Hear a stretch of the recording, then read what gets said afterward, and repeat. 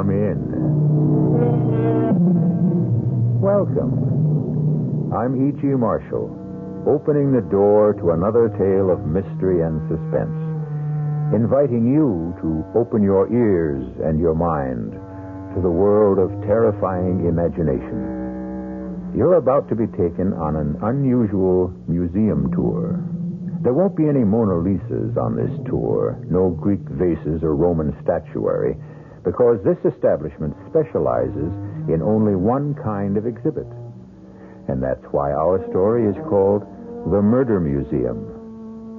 You may have been to a murder museum like the one in our story, a house of wax, where the most brutal crimes of the century are recreated in paraffin for the wide-eyed enjoyment of the public.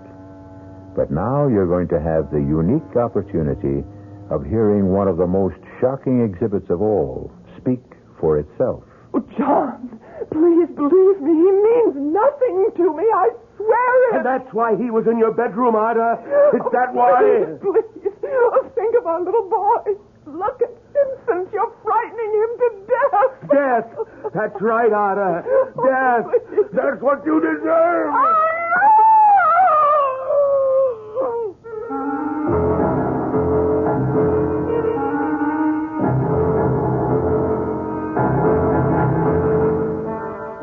Our mystery drama, The Murder Museum, was written especially for the Mystery Theater by Henry Slessor and stars Michael Wager.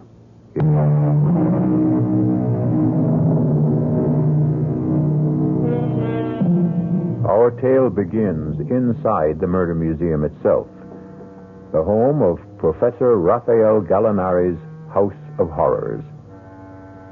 There's a fair-sized crowd in the museum today. As usual, they listen in fascination to the words of their tour guide as he takes them from one bloody exhibit to another, recreating for them the terrible crimes which have immortalized these criminals and their victims. But there is one person in the crowd who seems reluctant to listen to his words, who hangs back and shields her pretty eyes from the sight of the wax images.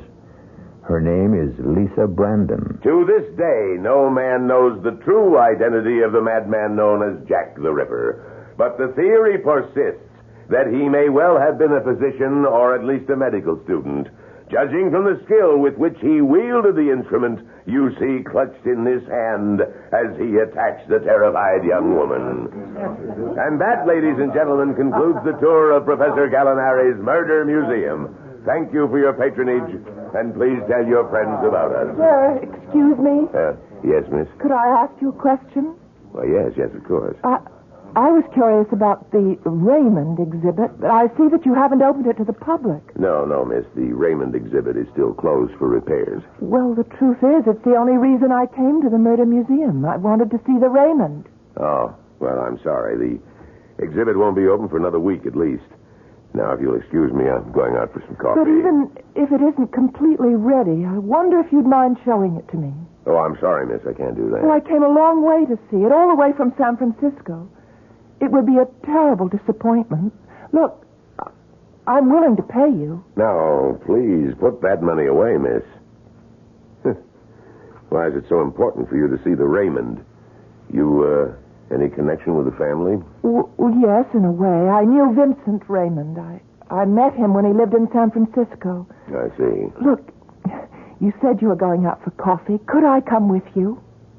Well, sure. I just go to this little coffee shop down the street, but you're welcome to come along.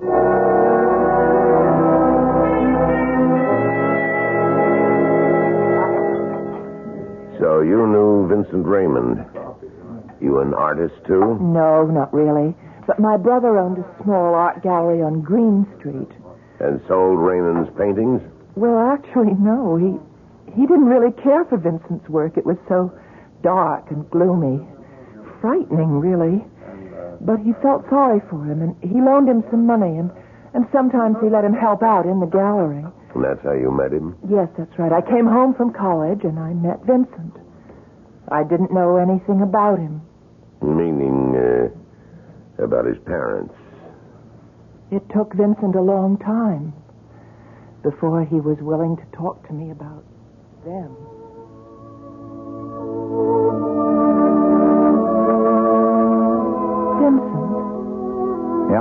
Isn't that music a little loud? Sorry, I'll turn it down. Are you angry with me or something? No, why? Why should I be? I don't know. You've hardly said 2 words to me tonight. All through dinner, I was trying to digest that rotten food. Whoever told me that restaurant was worth trying must have had a secret death wish. I didn't mind it. Had only one thing to recommend it. It was cheap. That's the only criterion I have, you know? I didn't complain, did I? No, you never complain. You just suffer in silence. You think I'm some kind of gifted, starving artist who has to be tolerated for his poverty. Oh, you're so hard on yourself, Vincent. Well, let me tell you something, Lisa. I'm starving, but I'm not an artist. Well, let's not talk about it tonight. Let's just relax. You know I can't paint. Your brother knows it. I fill all my canvases with memories of my own nightmares, only you cannot call them art. Vincent, why do you paint in such a gloomy style? I've never seen you paint with anything that had any color or lightness. All those blacks and grays and slashes of red. Oh, I know I'm no sort of expert, but can't you talk about your work with me? There's a reason for it, Lisa. There's a reason. Well, what? I told you, my nightmares, they're all visions in black and gray and slashes of red. Well, then if you won't talk about your paintings, why not tell me about your nightmares? You wouldn't enjoy hearing about them. Or rather, about it. It? I have only one nightmare. Just one. I have it virtually every night. Sometimes it follows me into the daylight. I can close my eyes, and there it is. For years, I've tried to destroy it by painting it. Not its details, just its colors. But the therapy hasn't worked. Please tell me about it. I've never told anyone before. But why not? I suppose I never met the person I wanted to confide in. Maybe now I have. But if I'm going to do that, this music has to stop. My mother's maiden name might mean nothing to you, but at one time, many years ago, it was famous among people who loved the theater. She was an actress. Her name was Ada Krim. Ada Krim. I think I do know that name, Vincent. She was born and raised in England. She was known as the beautiful Ada. She didn't have a very long acting career because she capped her success on the stage with an even more successful marriage. She became the bride of John Lloyd Raymond. Your father? Yes. My father. He was a wealthy man. My grandfather had left him heir to one of the largest glass manufacturing companies in the West. Mirrored glass was his specialty. It seemed very appropriate to have our house full of mirrors. Maybe that's how it all started, that problem. What problem? Well, you know the way mirrors are, Lisa. After a few years go by, they stop being kind. And when that happened to my mother, she had to do something about it. Something to prove that she was still the beautiful Ada. No matter what the mirrors were beginning to say. And what did she do, Vincent? She took lovers. Lovers are the best kind of mirrors for a bored rich woman. Were you the only child? Yeah. I was her only child. At first, I was a pampered little boy, one of her favorite playthings. Then she became bored with me, too. She stopped noticing that I was around. Maybe that's why she never made any attempts to hide her actions from me. She simply didn't know I was there. Vincent, you saw these men? I think I've said enough.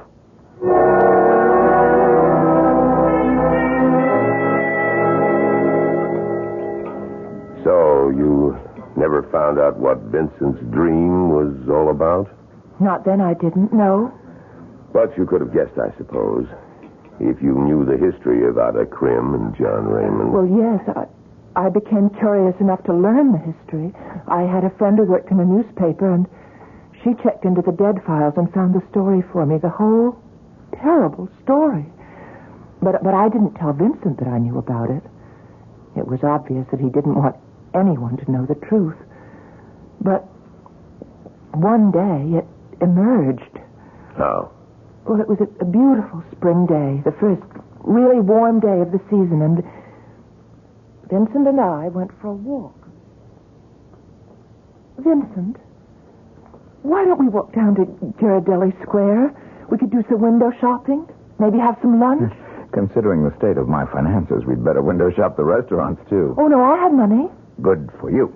Are you going to be stubborn again? I'm going to teach you a lesson. I'll tell you what, Vincent. I'll buy myself some lunch if you want to split a hamburger Wait a with minute, me. Lisa. Then you Fool can... around with me. Get your hands off me! You need a lesson. Hey, you get away from her! It's about time somebody... Get away from her! Help me, please! Help You me! take your hands off her! Please, Vincent, my wife. don't! I don't give a... Stop it, Vincent, for God's sake! Vincent! Vincent!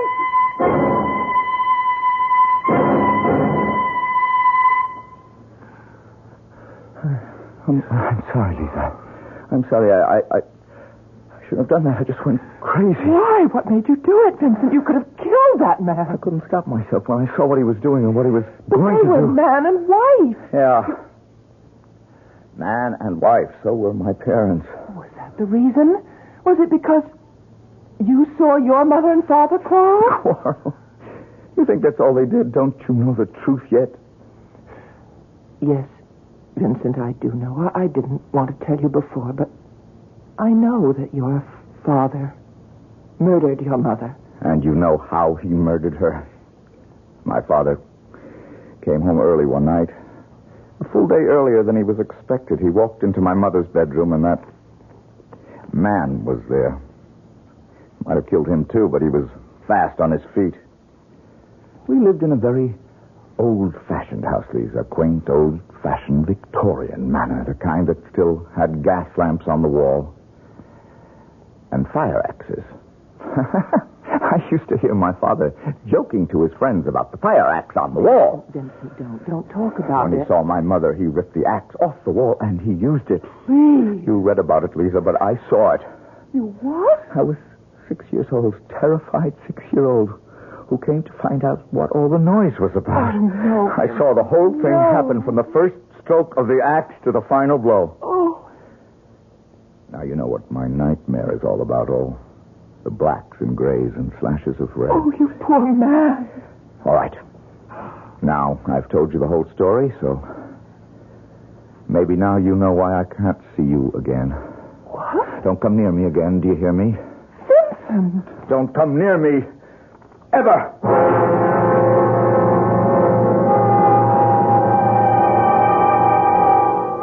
It's been said that the mind is like a haunted house, where the ghosts of the past rattle their chains and cry out their suffering. Of course, that's why we have our psychiatrists and psychoanalysts, and these days, even our exorcists. The house cleaners of the mind. But what will it take to free Vincent Raymond of his demons? Or can he ever be freed? We'll find out.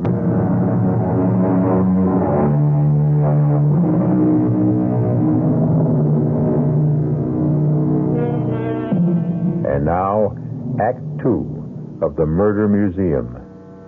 Lisa Brandon has come all the way from San Francisco to see the Raymond exhibit. But she seems to be having a hard time talking the museum guide into allowing her a private showing. However, she hasn't given up. Yes. I was in love with Vincent Raymond, and I was terribly unhappy when he walked out of my life. You mean you never saw him again? Oh, yes, I saw him again, but things weren't the same between us. He was tormented by the memory of what he had seen, and it changed his life. The dreams began in the orphanage. They began there and they never stopped. I woke up screaming in horror every time the dream came to me. I became an outcast, without friends, without sympathy. Oh, Vincent, I'm so sorry. That's when I realized that my only hope for any sort of life was keeping my secret. But you're not a child now. No, I'm older, Lisa, but nothing's changed for me. Oh, yeah. There's one thing that's changed. Well, what's that? I'm giving up my so-called art. I'm going to look for a job. Well, I'm sorry, Vincent. Because I did think you had talent. I've got to get some money to live on. My talent won't provide that. Well, I thought you had some savings. They're all gone after that lawsuit. What lawsuit? That man I beat up on the street, he sued me for damages. He won, of course. His wife stood up in court and verified that I'd beaten him up with no provocation at all. Nothing like a wife's loyalty, is there? But, Vincent, why didn't you let me know? I would have been a witness for you. Oh, it wouldn't have mattered. Well, how are you living now? Well, on the welfare rolls, of course. But don't worry about me. Look, if I can lend you any money, it won't... No. I have borrowed enough from you and your brother. I don't want any more money or sympathy. Just leave me alone, Lisa. Can't you get that through your head? Leave me alone. He did find a job eventually, waiting on tables down at Fisherman's Wharf. He seemed to sink lower and lower every day. My brother and I tried to help him all we could, but he refused to take any more charity. I tried to sell his paintings by putting them in the window of our little gallery. But there was only one person who seemed interested in Vincent's gloomy efforts. Hello? May I help you? Yes. I have been looking at the paintings in your window, trying to make out the artist's name. Oh, his name is Raymond. Raymond? Would that be Vincent Raymond, by any chance? Oh, yes, it is. Did you like the work? It's interesting. I'm an artist myself. But that sort of thing, all those dark colors, it doesn't really appeal to me. Oh, I see. However, I am interested in the artist. I wonder if you could tell me how to reach him. Is he a local resident? Yes, he lives in San Francisco. Oh, would you mind telling me your name? Oh, yes, of course. Here is my card. Raphael Gallinari. You might say that I am a portrait artist. Oh, and is that why you want to meet Vincent?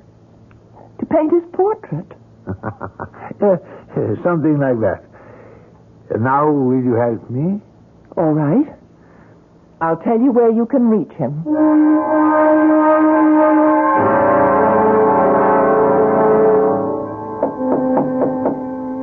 Who is it?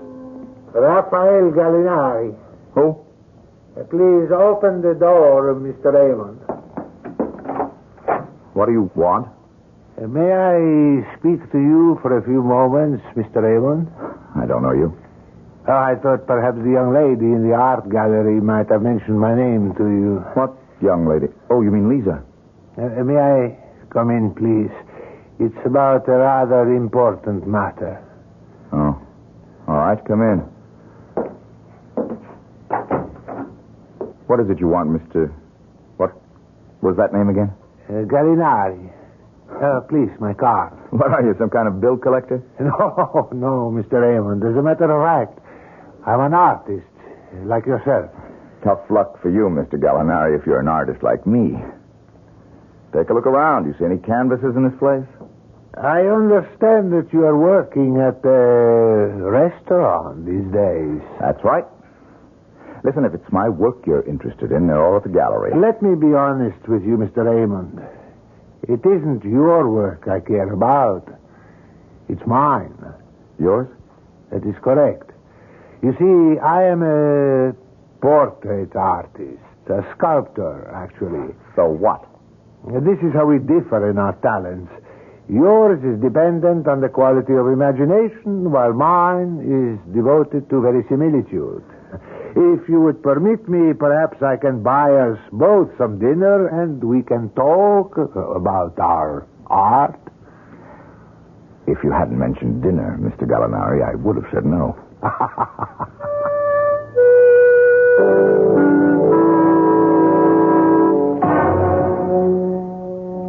know how it is with an artist. You know how we become obsessed sometimes, obsessed with a certain idea, a certain passion for a subject. No, Mr. Gallinari. I wouldn't know.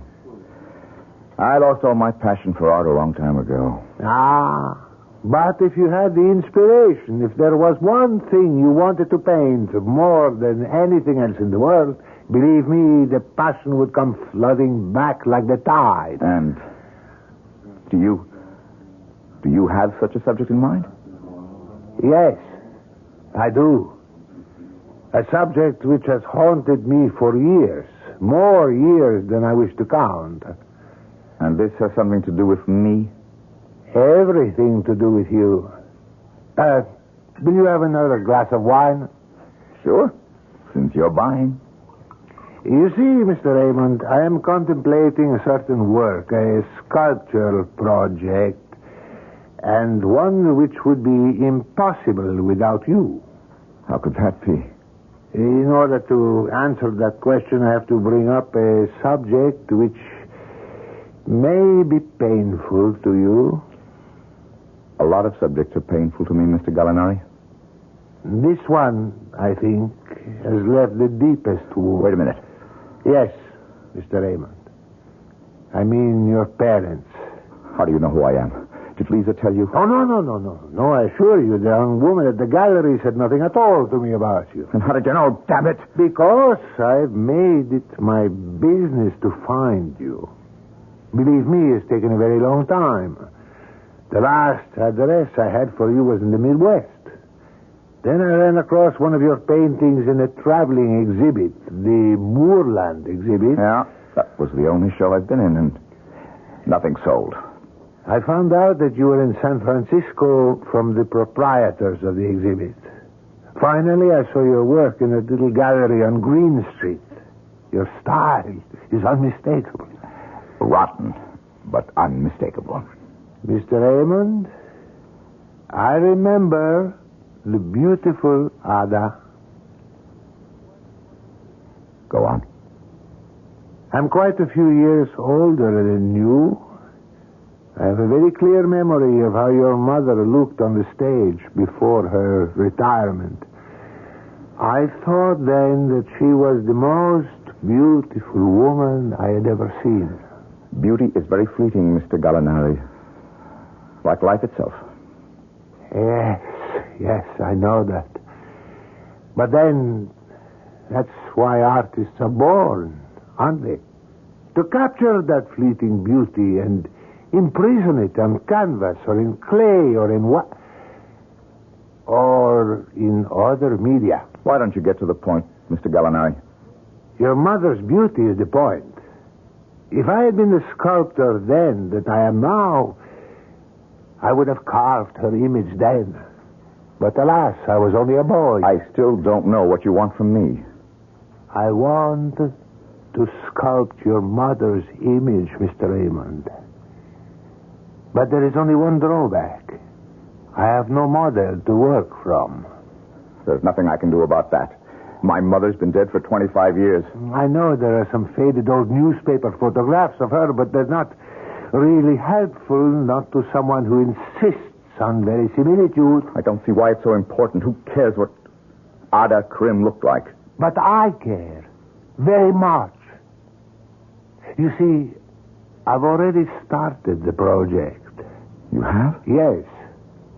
I've been using the crude photographs of her as a guide. I've obtained a sort of likeness. Look, I cannot stop you from doing what you please, Mr. Gallinari. If you're asking for my permission... Well, in a way, yes, I suppose I am.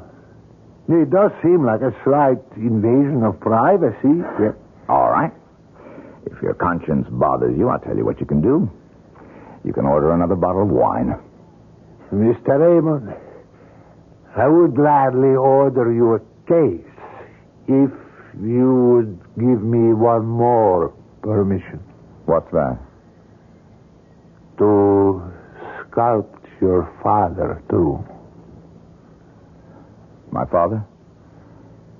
As I said, this is a form of obsession with me. But from the moment I began work on the statue of Ada Krim, I felt that I couldn't stop until I had also done the head of John Lloyd Raymond. He's dead, Mr. Gallinari. I have no way to prevent you from sculpting him or painting him or anything else, but I'll tell you one thing. You won't get me to talk about him. Oh, no. I would not dream of it. But you see, I have a peculiar problem. While there are some likenesses of Ada Krim available, in the case of your father, well, I cannot find a single photograph. I have searched and come to a dead end. And what I was wondering, I know this is an imposition, if there is something in your possession... You think I have a picture of him? It was only a hope. I know his memory is painful, but you were his son, and sometimes, well, there are souvenirs one hates to discard. Well, Mr. Raymond? I have pictures of him. You do? I won't give them to you. Please, don't be so hasty. I won't give them to you. But I'll sell them to you. Oh, yes, of course. I'm perfectly willing to pay. I owe Lisa Brandon and her brother exactly $127. That's the price. Done, Mr. Raymond. $127. And I'll still throw in that case of wine.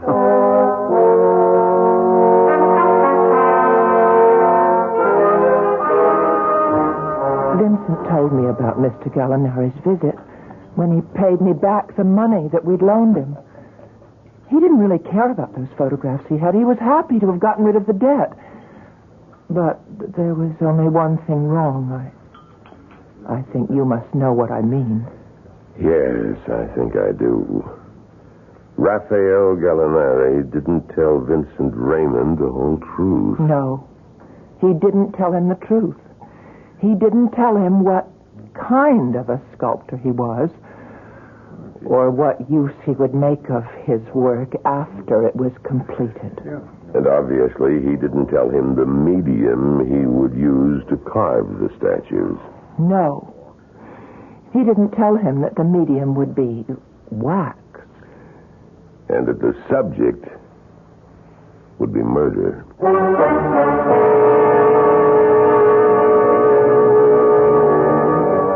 And what happened when Vincent Raymond learned of the duplicity of Raphael Gallinari? Or was it really duplicity? Gallinari said he was a sculptor. Gallinari said he believed in authenticity. And of course, Gallinari paid for the privilege of using Vincent's photographs as a model. But has Gallinari paid enough?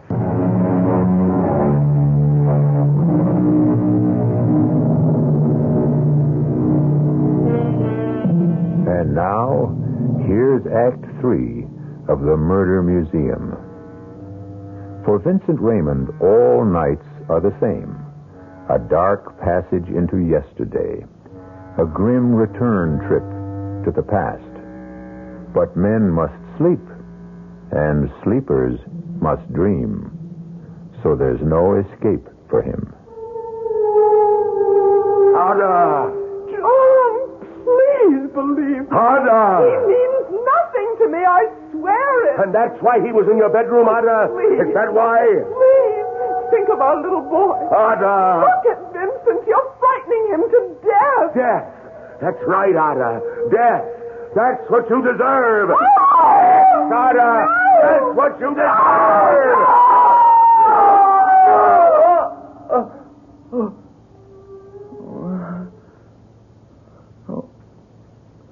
Oh, dear God. When will it stop? When will that dream stop? Who is it? It's me, Vincent. It's Lisa. Lisa? Oh, wait a minute. Hey, what is it? What are you doing here so early? I just couldn't wait. I've got wonderful news for you, Vincent. What about? Your painting, the large one in the window, it's been sold. Sold? You're joking. Who would buy it? Oh, please, let me come in. All right. Just let me get a robe on. It happened. First thing this morning, the gallery wasn't open more than 10 minutes, and this man walked in wearing a Homburg, Vincent. I didn't think people wore Homburgs anymore. He did. Well, who was he? What was his Well, he name? gave me a card. Oh, wait a minute. It's right here. I've got it in my purse. It wasn't someone named Gallinari, was it? What? Raphael Gallinari calls himself a sculptor? No. Oh, no, it wasn't him. It's, wait, his name is, here it is, Charles Mulholland. Does that mean anything? Mulholland? That's Mulholland Gallery in Chicago. High priced. Oh, no, I doubt if there's any connection. Well, anyway, he bought it, Vincent, without any quibble about the price, and in fact, he was surprised that it was so low. Miracles never cease, do they? Oh, Vincent, if he really is somebody, then maybe your work will start to be recognized. Oh, forget it, Lisa. There isn't any more work for me. Just waiting on tables. That's my art. And I'm getting better at it all the time. Well, anyway, here's your money. It's all in $50 bills. Wait now. That's the full $300. What about the gallery's commission? Oh, don't be technical, Vincent. You need the money more than we need the commission. No, sirree. You've got to accept 1/3 of it. All right. It wouldn't be fair otherwise. I knew you'd feel that way. I can't believe it. It's the first painting I've sold, Lisa. Do you realize that? I told you you had talent. That'll teach you to listen to me. You're right. I should always listen to you, Lisa. Oh, Listen, I've got an idea. Have you had breakfast yet? Well, I had coffee. Tell you what. I'm going to get dressed, and we'll go celebrate with champagne and eggs Benedict. And then we're going out tonight. I'm going to buy you the fanciest dinner in San Francisco. Well, Vincent, you can't spend all the money in one day. Why not? It's probably the first and last money I'll ever make for my paintings. Let's put it to good use.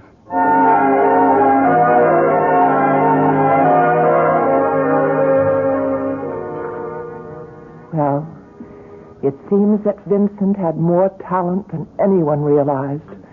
Those dark and gloomy paintings seemed to have the qualities of genius.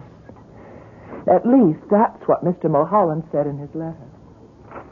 Lisa, listen to this. Just listen to this. Go on, I'm He says, listening. the Mulholland Gallery would be most interested in arranging an exhibition of your work. Oh. Listen, they're willing to pay all the cost of carding and insuring the paintings. They'll even pay my fare and expenses to Chicago so I can attend the opening. Lisa, can you believe it? Oh, Vincent, it's the most wonderful thing I ever heard. Well, it's not a one-man show, nothing that grand, but the Mulholland Gallery.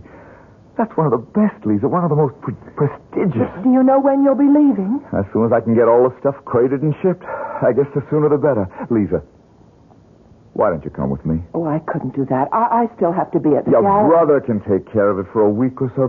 That's all the time it'll take. Oh, I just couldn't do it, Vincent. But when you have that big one-man show, I promise to be there.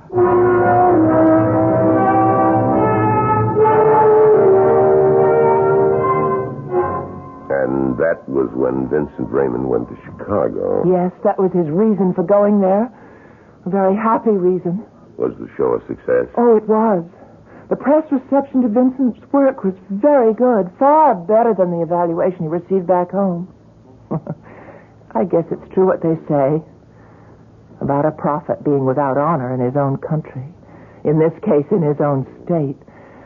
There were 12 paintings in all the exhibit, and at least half of them were sold in the first week. And for the first time, Vincent was a happy man. He sent me just one letter, and it contained a very good piece of news. Perhaps even more important than the news of his artistic success. Dear Lisa, just a quick note to tell you that I'm well and spending money like a drunken sailor. I've bought 2 new suits.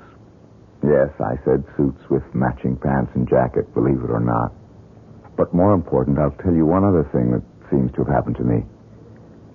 For the last 3 nights, I've slept without a dream. I think you must realize the importance of that, Lisa.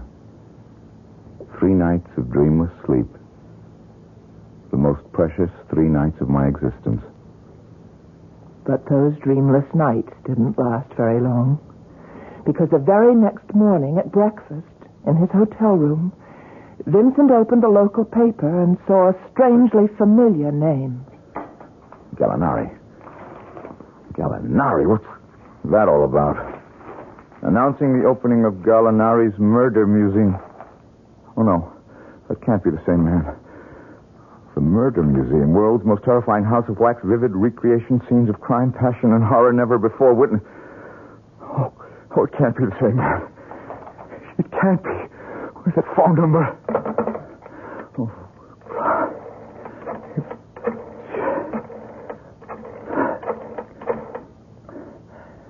Hello.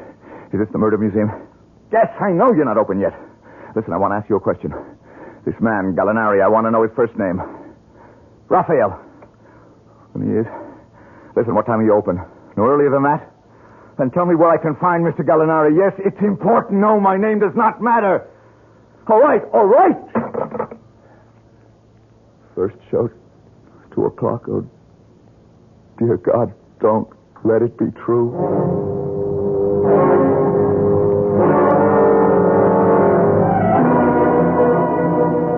And here, ladies and gentlemen, you see the notorious mass murderer of Huntersville, Nebraska, who not only dispatched his victims with poison, but then mutilated their bodies in the dreadful fashion you see before you.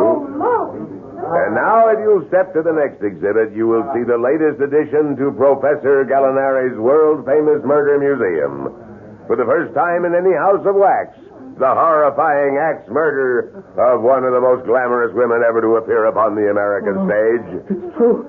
They called her the beautiful Ada. And yes, Ada was beautiful as she was faithless. And one day, her wealthy manufacturer husband, John Lloyd Raymond, returned home from a business I've trip. got to ask you something. Excuse me, sir, but I'm still not through with this. Where is he? Does he have an office at this museum? Well, now, please, look, sir, I've got to see him. Make him remove this abomination. Well, no, his office is in the rear. I don't know if he's... Out of my way! Now, just here. Come back here.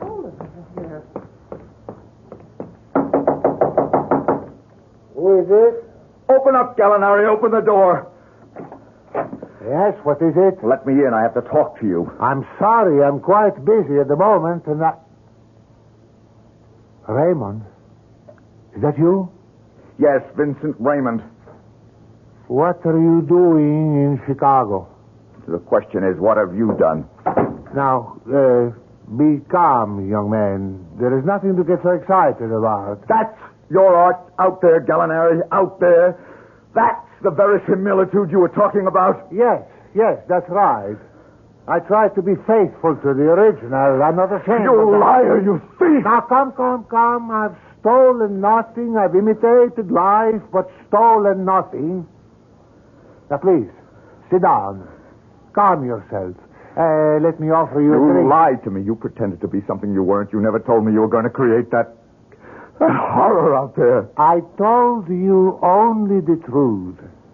That I wish to do a sculpture of your mother and father. I only neglected to tell you the medium. Some artists work with clay and marble. I chose wax. Is that so wrong? You know it's wrong. You made a public spectacle out of it.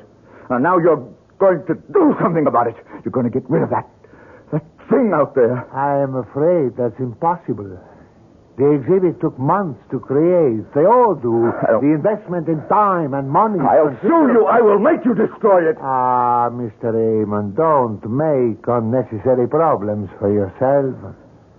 Murder is in the public domain. There has to be some way to make you tear it down, and I will. I swear it. I won't let that thing stand.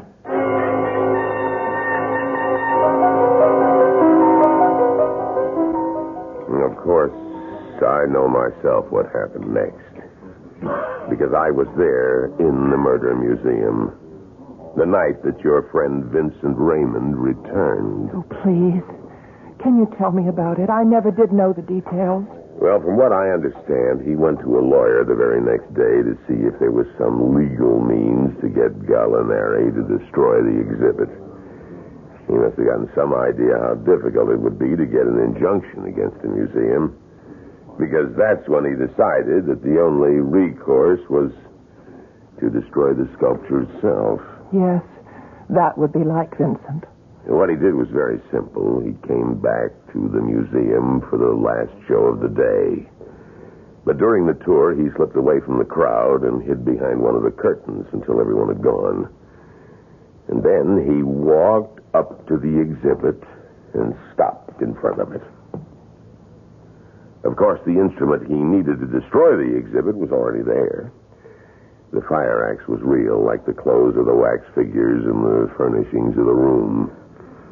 All he had to do was take the axe out of the hands of his father's statue, and that's what he did. Destroy. Must be destroyed. I saw him standing there as still as the wax figures themselves. And I froze in the doorway, too, afraid to move. Because I saw his eyes. And I was afraid to become a victim, too. And then I heard him sobbing. You should have done it. You should have done it. I saw him turn the axe toward the figure of his father. But then a strange thing happened. He began to shake from head to foot. He seemed unable to bring the axe down on the figure of John Lloyd Wayne. No! No, it wasn't your fault. It was hers. Hers! And suddenly he turned around and brought the axe down on the wax figure of his mother. You're the one who did it! You did it! You dirty filth! That was when Professor Gallinari himself came out of his office. Stop it! Stop it! Raymond dropped the axe. The destruction of the wax figure complete. But Gallinari was infuriated and threw his arms around his throat. Raymond struggled with him. They fell in a heap to the floor. Stop it. Don't say any more, please. I'm sorry. I just can't bear to hear any more. Does that mean that you don't want to see the Raymond exhibit now? No, I still want to see it. But I'm taking the next flight back to San Francisco, so I suppose there's no use. Well, I guess it's only fair that I show it to you, Miss Brandon, since you came all this way.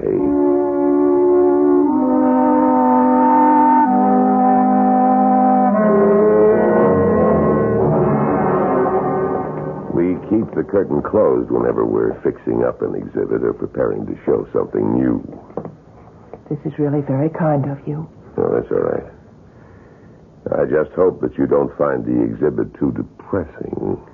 Is it a very good likeness? Yes, I think it's very good.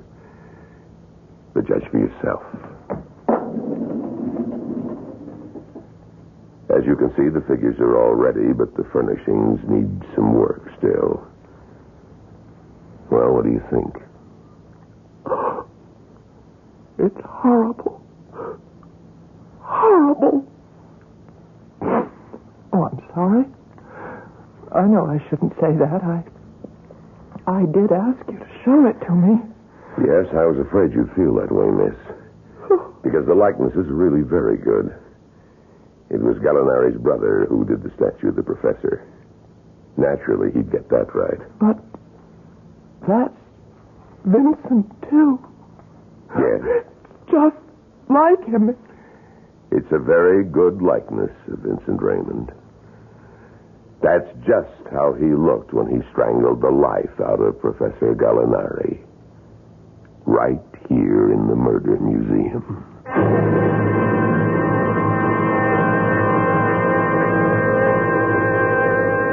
If you are contemplating a visit to a wax museum, we pass on this advice to you. 1, don't go during a heat wave. 2, make sure that you can stand the sight of wax. And 3, be certain you don't have any murderous ancestors who just might show up in one of the exhibits.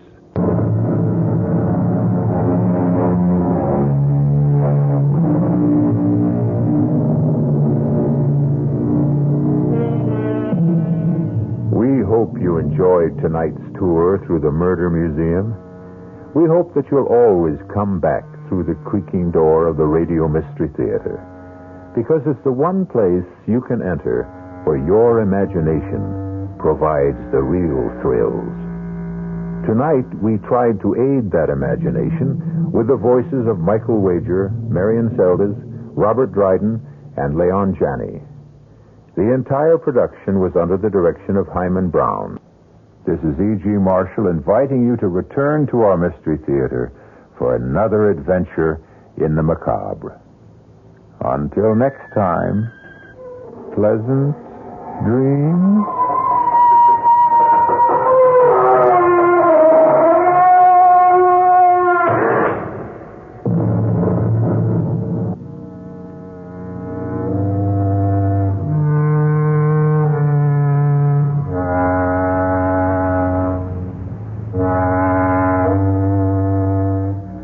The preceding Mystery Theater program was furnished by the CBS Radio Network.